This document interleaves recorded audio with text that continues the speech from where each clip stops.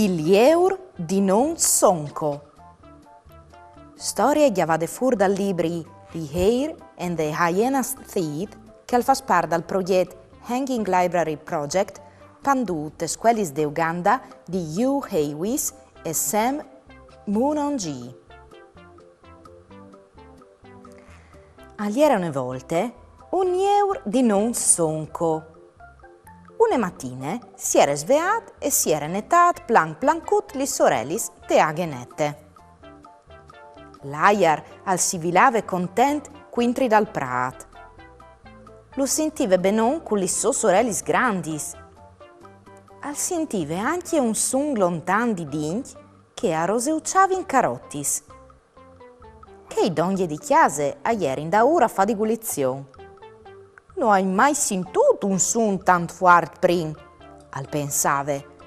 O sin parda bon ben con questi sorellis.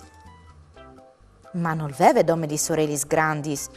I dinchi di sonco aierin blancs, fuarts e granch, e lui al saveve ben ce montigniu così. Al saveve ce mod mangia verdure fresche, panolis e carottis partigniu in fuarce. Al saveve ce mod netaiu dopo mangiat, con un picciulle nut, su e giù, tora tor, fin quanche non erin sflandoros. Al saveve sigurassi che il mangià non finis fra miec dai dinchi. Chest, parce che somari, e era la innomenade Henrietta, la dentiste miglior dal mont.